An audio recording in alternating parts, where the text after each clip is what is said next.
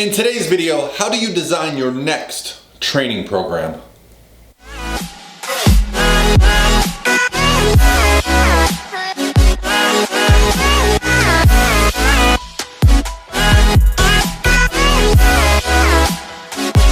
All by myself.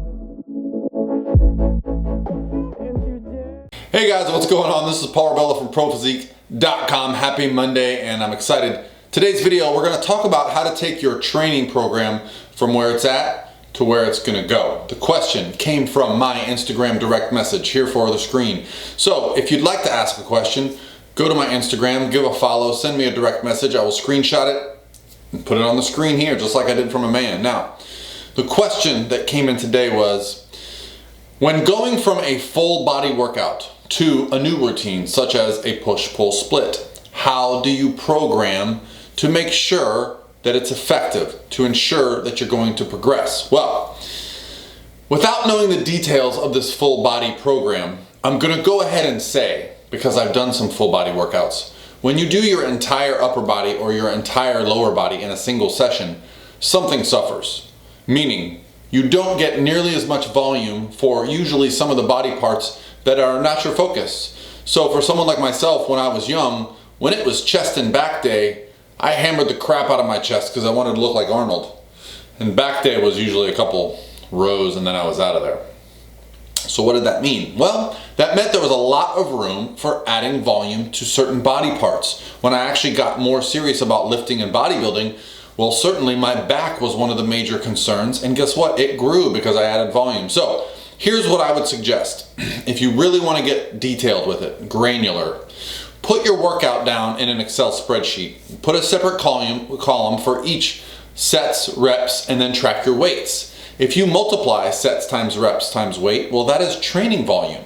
So you can actually figure out how much training volume you were doing per week. Now, if you're doing a full upper body twice a week and a full lower body twice a week, then it's pretty easy to calculate. You'll figure out your training volume for that. Now, when you go to the push-pull leg split, what you'll find is on a push day, since you're not doing the entire upper body, you're gonna have a little bit more energy. So what you might need to actually do here is, instead of training 4 days a week, you move to a 5 or 6 training day per week schedule, depending on what you're comfortable with. Now, if you're doing push-pull legs, I would take a rest day before starting that cycle over. The way I train right now is push-pull legs, rest, push-pull legs, arms, rest, okay? So I would get more training volume in than someone who was doing upper and lower, because I would actually crush my entire body, not just the upper and lower, okay? So like for me, when I do a push day, I prioritize the muscle group that I feel needs the most progress. So I would prioritize my chest.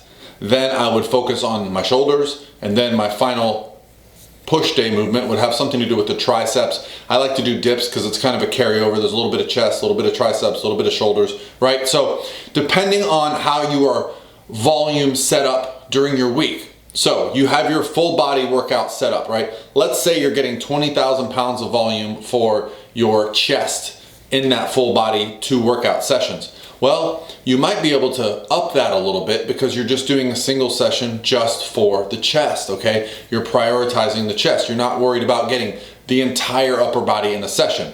Now for lower body, it's gonna be a little bit tricky, because if you're doing a full upper lower, you are already doing lower body. But here's what I find with lower body. Most people are in fact cutting their workouts short because they are stopping when their brain says they're tired. However, the legs have much more to give than your brain has to give. Meaning, you can push through some intense pain barriers and you'll still have a lot of reps left, but your brain will shut off. If you can push through that, or if you can add some sets to your training, you're gonna be able to find that the lower body responds very well to increasing the volume. Now, I wouldn't increase volume too much week over week, okay? You know, you're looking at some 5 or 10% increases by week. And then I would try to hold there for a little bit, allow your body to adapt before you increase again. So with a full upper body, instead of chest, shoulders, back, biceps, triceps, traps, right? Now we're just gonna break that up into basically 2 workouts, okay? You're gonna get a lot more training volume for those body parts in a single session. And depending on what you were doing before, now I don't know if you were doing full upper body twice a week or if you're doing it 3 times a week, I don't know. 3 would be a bit extreme. But with this approach, you're basically gonna be hitting those body parts every 4 or 5 days. And I feel like that's pretty ideal, especially for myself as a natural bodybuilder. I find that I need a couple good days to recover and then I'm ready to go ahead and crush it again. So take a look at your training volume, okay? Add it up, weights times sets times reps, okay? Look at that. And as long as you make sure you're doing more, then you're going to be good.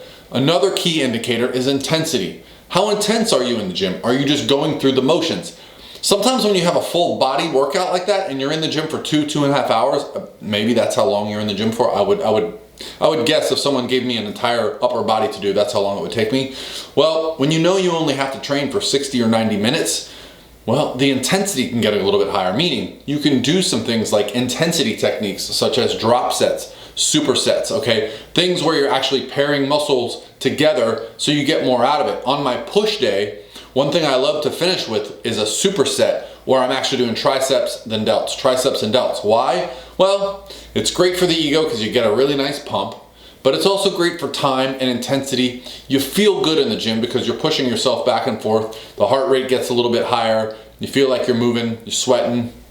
You know, part of the enjoyment for the gym for me is just that feeling. So intensity needs to play a role, and I don't mean intensity in the term of powerlifting, which is basically the percentage of your 1 rep max that you're lifting at. I mean the amount of intensity as in grit, as amount of effort that you're putting into each rep and each set.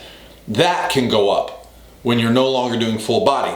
Oftentimes when you're doing longer workouts, you tend to pace yourself. Well, maybe if you pace yourself less, push yourself more, you will see positive progress just from that change. Hopefully this helps you out, my friend.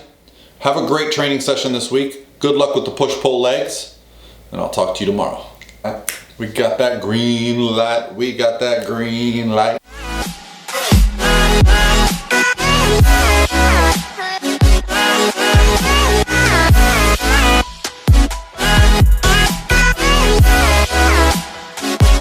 All by myself.